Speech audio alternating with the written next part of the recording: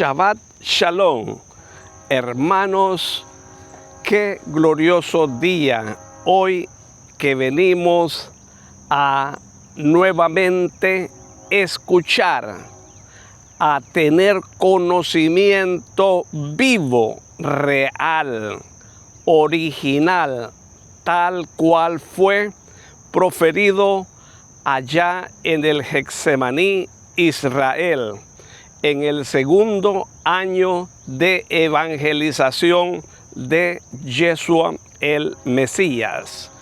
Hoy la temática a abordar es el sábado en Getsemaní.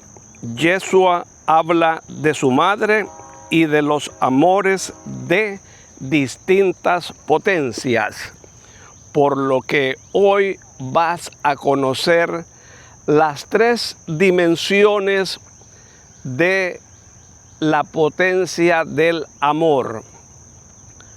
Así es de que para iniciar es completamente indispensable, necesario. En sí, es vital que te quede bien claro el que tú hoy cierres tus ojos y abras el ojo del pensamiento. Lo que te está indicando, lo que tienes que hacer es meditar la palabra sacrosanta. Iniciamos. Yeshua pasea y observa a Jabes, que está jugando alegre con Juan y los más jóvenes. También Judas Iscariote, ya se le ha pasado el enojo de ayer. Está alegre y juega, mas los mayores observan sonriendo. ¿Qué dirá tu madre a este niño?, pregunta Bartolomé. Yo digo que dirá, está muy delgado, dice Tomás. No, dirá, pobre niño, responde Pedro. No, lo que dirá es, me alegro de que le quieras, objeta Felipe. La madre no le pondría nunca en duda. Yo creo que no hablará, le estrechará contra su corazón, dice Simón Zelote. ¿Y tú, maestro, qué dices que dirá? Hará lo que habéis dicho, pero lo pensará y lo dirá solo en su corazón. Al besarle no dirá sino bendito seas, y le cuidará como si fuera un pajarillo caído del nido. Escuchad, un día me habló de cuando era pequeñita. Todavía no tenía 3 años, pues no estaba aún en el templo. Y ya se le rompía el corazón de amor y exhalaba cual flor y aceituna aplastada o rota en la prensa, todos sus óleos y perfumes en un delirio de amor. Le decía a su madre que quería ser virgen para agradar más al Salvador, pero que quería ser pecadora para poder ser salvada, y casi lloraba porque su madre no le entendía y no sabía darle la solución para ser la pura y la pecadora al mismo tiempo. Le trajo la paz su padre con un pajarillo que había salvado del peligro que corría en el borde de una fuente.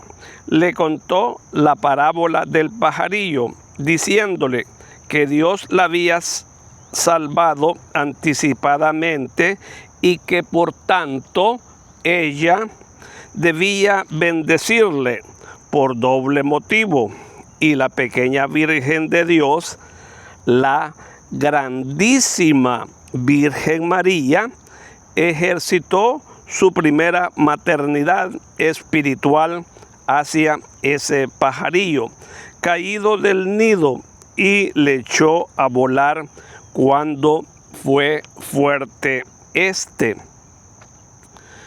Este pajarillo no dejó ya jamás el huerto de Nazaret. Consoló con sus vuelos y trinos la casa triste y los corazones tristes de Ana y Joaquín. Cuando María fue al templo, murió poco antes de que expirase. Ana había concluido su misión. Mi madre se había consagrado a la virginidad por amor, pero siendo criatura perfecta, poseía en su sangre y en su espíritu la maternidad, porque la mujer está hecha para ser madre y comete aberración cuando se hace sorda a ese sentimiento que es amor de segunda potencia. Poco a poco se han ido acercando también los demás. ¿Qué quiere decir, maestro, con amor de segunda potencia? Pregunta Judas Tadeo. Hermano mío, hay muchos amores y de distintas potencias. Está el amor de primera potencia, el materno o paterno. Pero te lo repito para que entiendas, está el amor de primera potencia, el que se da a Dios. Luego el amor de segunda potencia, el materno o paterno, porque si el primero es enteramente espiritual, este es en dos partes espiritual y en una carnal. Se mezcla, sí, el sentimiento afectivo humano, pero predomina lo superior, porque un padre o una madre sana y santamente, tales no dan solo alimento y caricias a la carne de su hijo, sino que también nutren y aman su mente y su espíritu. Es tan cierto que estoy diciendo que quien se consagra a la infancia, aunque solo fuere para instruirla, termina por amarla como si fuera su propia carne. Efectivamente, yo quería mucho a mis discípulos, dice Juan de Endor. Debías ser un buen maestro. Lo veo por cómo te comportas con Llaves. El hombre de Endor, sin hablar, se inclina a besar la mano del Mesías. Sigue, te lo ruego, tu clasificación de los amores, dice Simón Celote. Existe amor hacia la compañera. Es un amor de tercera potencia, porque me refiero también en este caso a los sanos y santos amores, mitad espíritu, mitad carne. El hombre para su esposa es maestro y padre, además de esposo. La mujer para su esposo es ángel y madre, además de su esposa. Estos son los tres amores más elevados y el amor al prójimo? ¿No te estás equivocando o es que has olvidado de él? Pregunta Judas Iscariote. Los demás le miran perplejos y con fiereza por la observación que ha hecho. Yeshua, sin embargo, responde sereno. No, Judas, pero observa lo que te digo. A Dios se le debe amar, porque Dios, por tanto, no es necesaria ninguna explicación para persuadir de este amor. Él es el que es, o sea, el todo, el hombre, la nada, que viene a ser partícipe del todo por el alma infundida por el Eterno. Sin ella, el hombre sería uno de tantos animales brutos que viven sobre la faz de la tierra, o en las aguas, o en el aire. Debe adorar por deber y por merecer sobrevivir en el todo, es decir, para merecer venir a ser parte del pueblo santo de Dios en el cielo, ciudadanos de la Jerusalén, que no conocerá profanación o destrucción algunas por los siglos de los siglos. El amor del hombre y especialmente de la mujer a la prole tiene indicación de precepto en las palabras de Dios a Adán y Eva, después de bendecirlos, viendo que era excelente lo que había hecho en un lejano sexto día, el primer sexto día de lo creado. Les dijo: creced y multiplicaos y poblad la tierra. Veo tu tácita objeción. Te respondo inmediatamente, puesto que en la creación, antes de la culpa, todo estaba regulado y basado sobre el amor. Este multiplicarse de los hijos había sido amor santo, puro, poderoso, perfecto. Fue el primer mandamiento de Dios al hombre. Creced, multiplicaos. Amad, por tanto, después de mí a vuestros hijos. El amor, como es ahora el actual generador de los hijos, entonces no existía. La malicia no existía y por tanto, ¿por qué va con ella? Tampoco la execrable hambre carnal.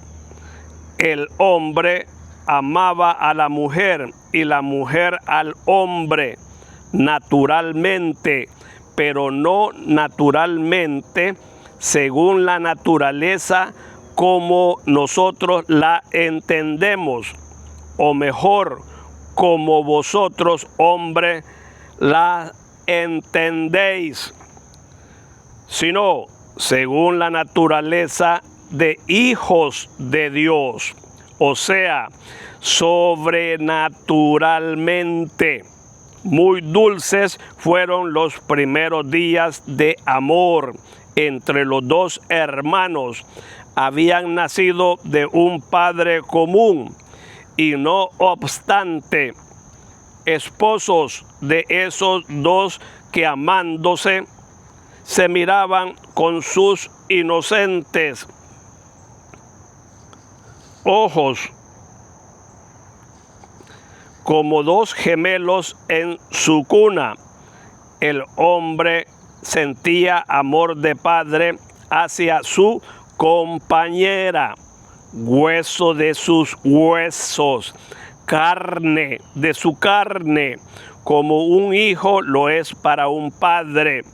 La mujer conocía la alegría de ser hija, por tanto, protegida por un amor muy elevado, porque sentía que tenía en sí algo de aquel espléndido hombre que la amaba con la inocencia y angélico ardor en los hermosos prados del Edén.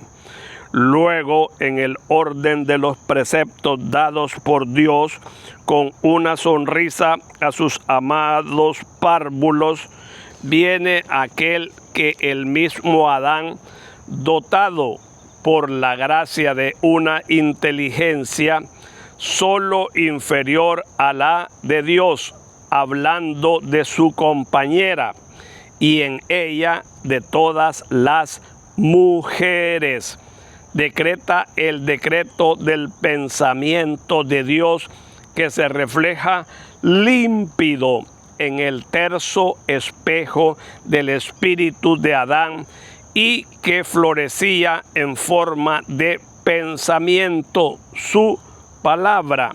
El hombre dejará a su padre y a su madre, se unirá a su mujer y los dos serán una sola carne. De no haber existido los tres pilones de los amores que he mencionado, ¿habría podido acaso existir amor al prójimo? No, no, no. Hubiera podido existir el amor a Dios amigo, y enseña amor a quien no ama a Dios, que es bueno.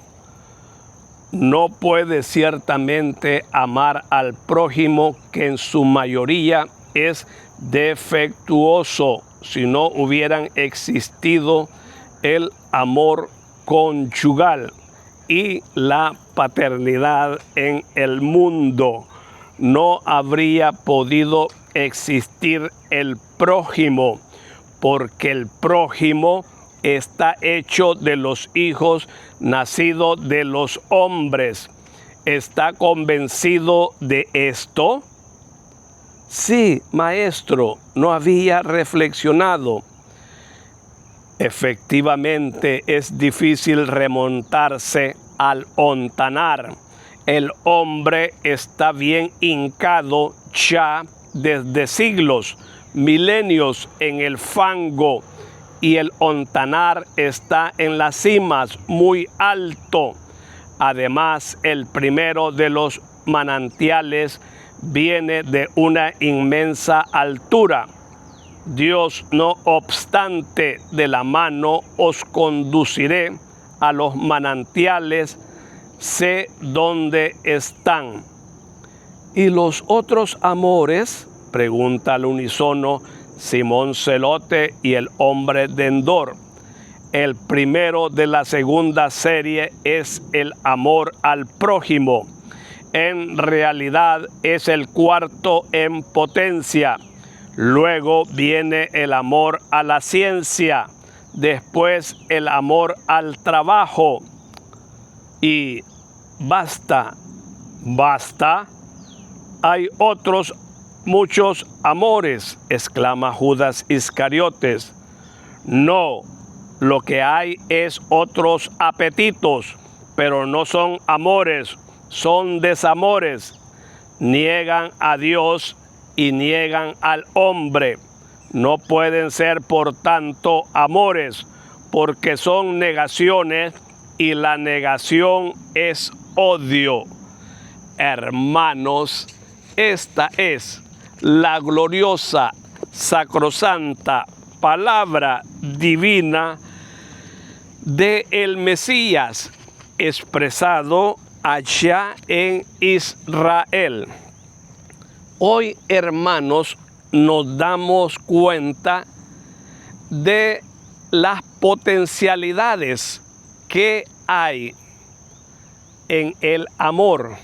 Hay tres tipos de potencias.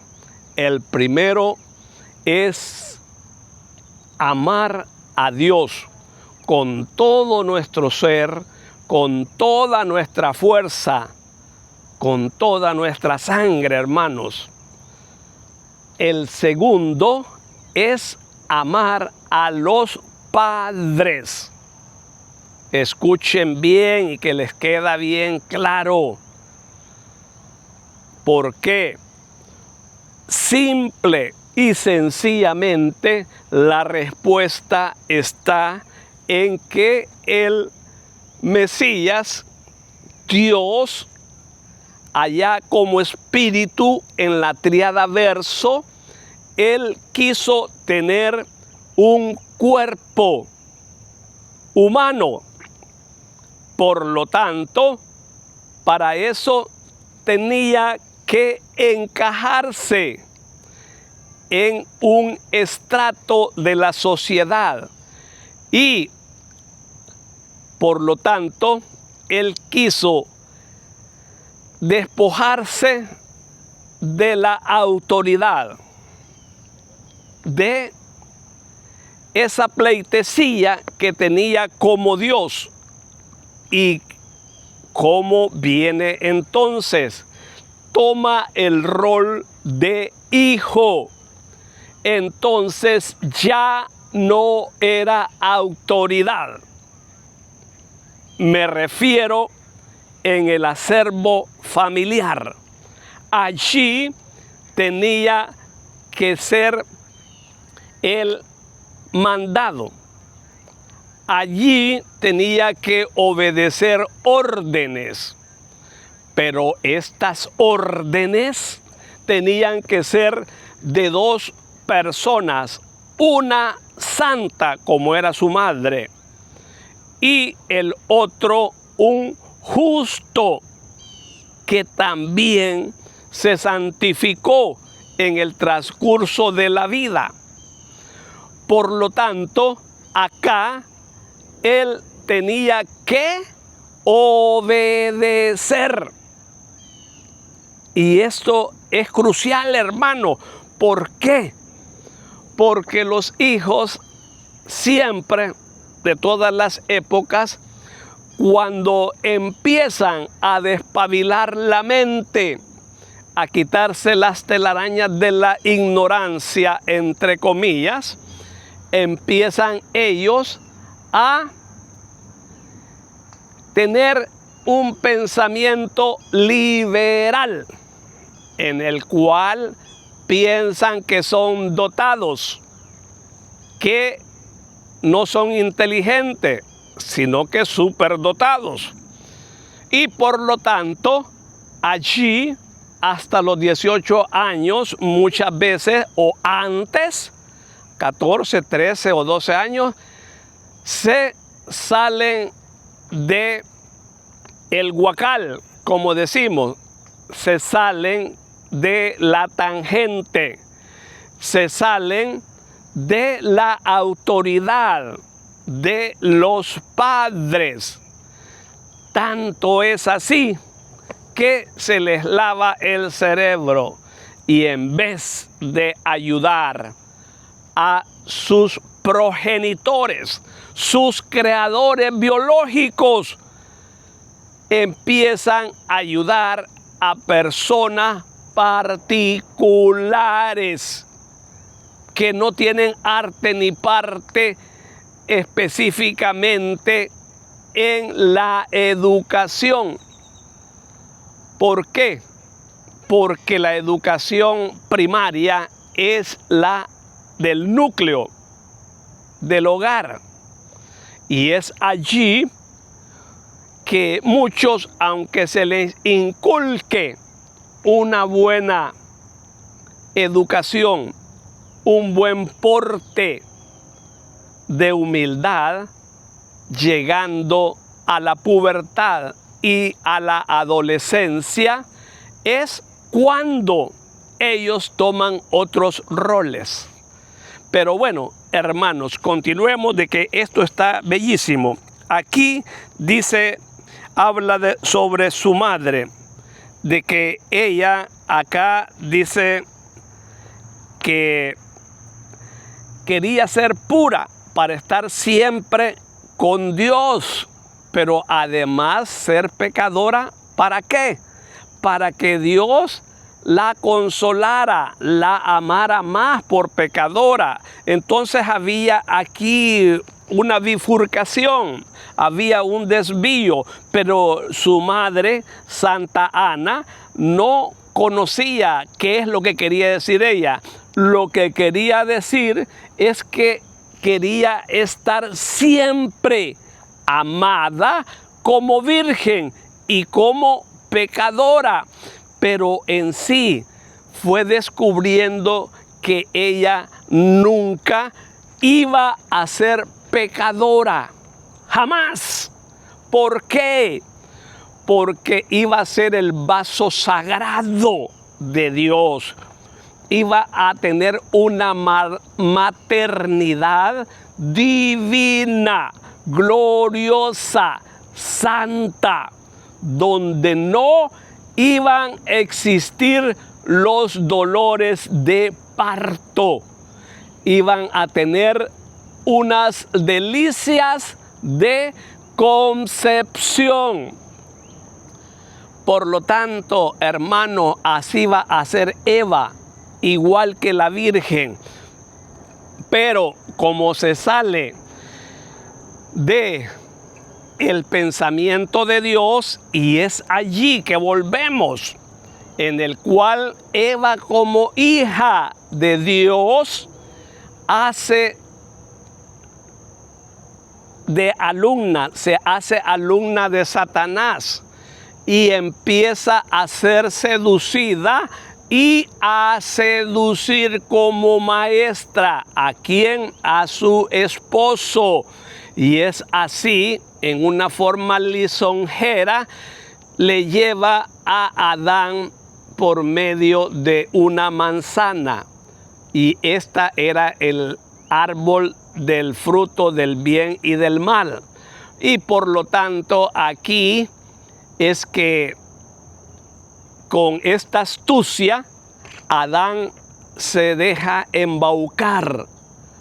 Y es allí que después de estar en el paraíso, ya ahora les toca completamente la cruda realidad de este mundo.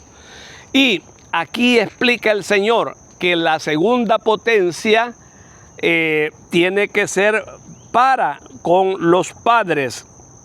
Acá dice, hay muchos amores y de distintas potencias. Está el amor de primera potencia, el que se da a Dios. Luego el amor de segunda potencia, el materno o paterno, que ya lo dijimos y que vamos a recalcar y a remachar y aquí a sellar en el aspecto de que hijos actuales y futuros y anteriores, antiguos hijos de una familia, por favor, cumplan con el cuarto mandamiento.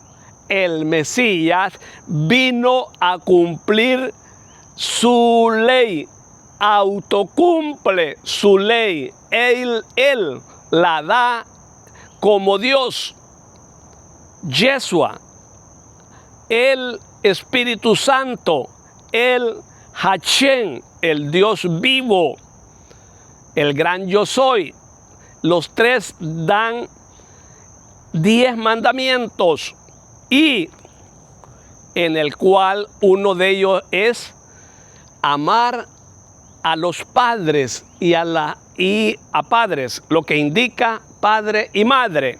Por lo tanto, cuando los hijos empiezan a trabajar, se olvidan y empiezan a ayudar a personas que utilizan y trafican con las escrituras para que les lleven semanal, quincenal o mensual el diezmo.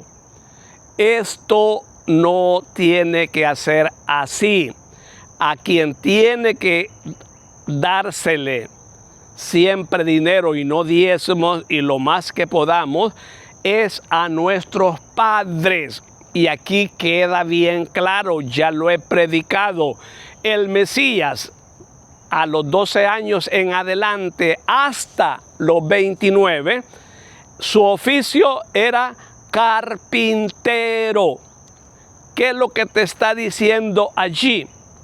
Que él tenía un usufructo, tenía ganancias, recibía dinero por las obras de carpintería que él hacía, como carruajes, como baúles, como mesas, como sillas.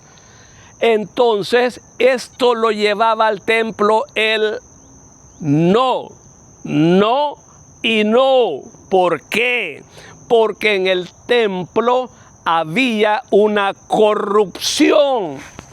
Allí no rendían cuentas claras de lo que entraba. Eran para enriquecerse, eran para tener poder, eran para estar en una posición holgada. Y ellos obligaban a los demás a hacer lo que ellos ni con levantando el dedo lo hacían. A otros ponían cargas pesadas. Lo dice la Biblia, hermano. Es por eso que el maestro va en su primer año de evangelización y enfrenta a los rabíes, al clero, al Sanedrín, al decirles: ustedes están trastocando la palabra del Señor. Ustedes están utilizando la hermenéutica, la exégesis, para que la palabra vaya a sus intereses mezquinos. Y esto no tiene que ser así.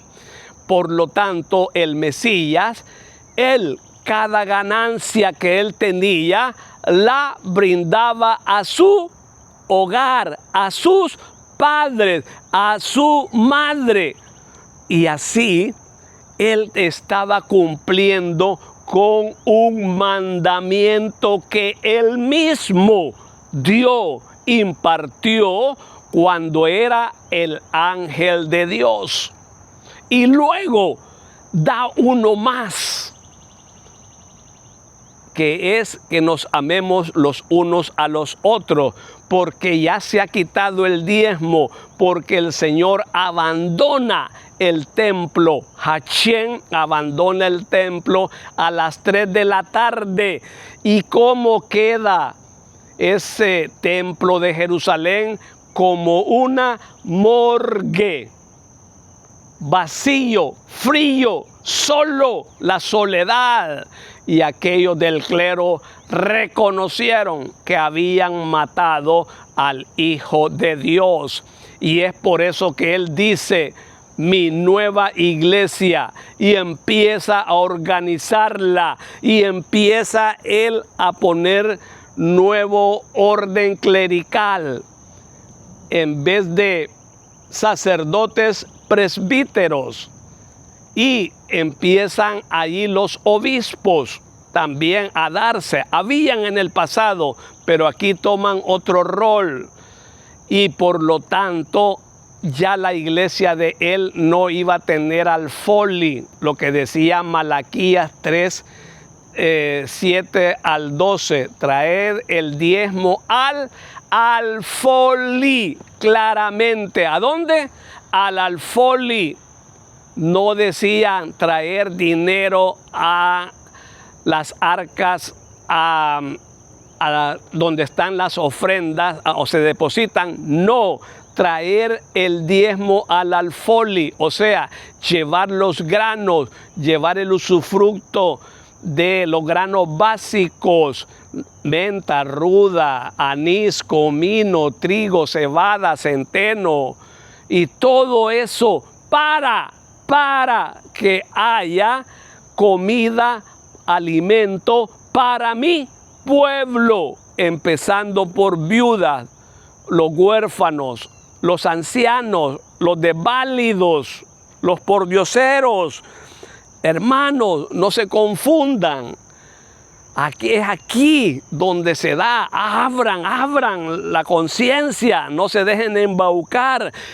Mi pueblo perece por falta de conocimiento, pero si no querés aún con esta palabra viva, es de más, no se vamos a hacer entrada, porque eres estoico, eres radical, no te abres a la palabra de Dios, como así le tocó a Satanás. Él no quiso adorar, glorificar el nombre poderoso del Rey de Reyes y Señor de Señores. Hermanos, qué bello es comprender la Escritura a la luz de la divinidad, a la luz de la sabiduría. Y aquí explicamos la tercera potencia de amor. Existe el amor hacia la compañera. Es amor de tercera potencia, porque me refiero también en este caso a los sanos y santos amores, mitad espíritu, mitad carne. El hombre para su esposa es maestro y padre. Además de esposo, la mujer para su esposo es ángel y madre, además de esposa. O sea, el Señor dijo multiplicaos, no es que estaba diciendo multipliquen los abortos, nunca, jamás. Y si no, hermanos, nuestros padres hubieran hecho caso de esas palabras que ahora está en boga, que yo soy dueña de mi cuerpo, sí, de tu cuerpo, pero menos de la vida, del espíritu, del alma que está en ese cuerpo tuyo. No, ahí no, es de Dios, porque así como te hizo a ti, mujer, madre, esposa, hija, así ha hecho también a ese bebé que está en tu vientre para cumplir ese mandamiento allá en el Edén. Multiplicaos, crecer, pero era para que nosotros como hijos de Dios merecer acá. Fíjense bien, todo viene concatenado, embonado. Debemos de adorar a nuestro Dios por deber y para merecer sobrevivir en el todo. Es decir, para merecer venir a ser parte del pueblo santo de Dios en el cielo, ciudadanos de la nueva Jerusalén, que no conocerá profanación o destrucción alguna por los siglos de los siglos.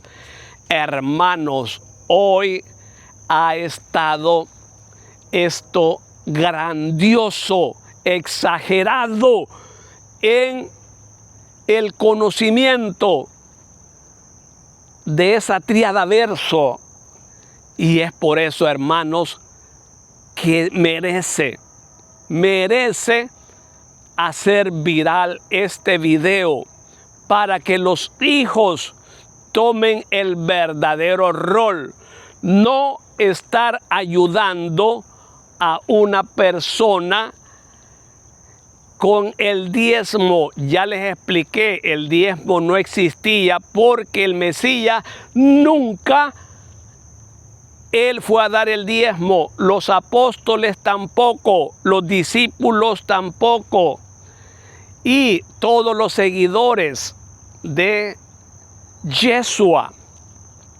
Por lo tanto, ellos, ¿qué dice? los Hechos de los Apóstoles, que iban y ponían a disposición ganancias de la venta de casas, ponían a disposición dinero de su trabajo, y así como lo ponían a los pies de los apóstoles, así lo repartían entre los del pueblo, pobres, viudas, huérfanos, vagabundos, inválidos. Entonces, hermanos, ahí se nos da una transparencia. Ahora, la pregunta de centavo, esta es la pregunta del centavo: ¿por qué no dan cuentas claras del sudor del pueblo en las iglesias? No es dinero de ustedes. Yo, si gano, si trabajo, es mi sudor.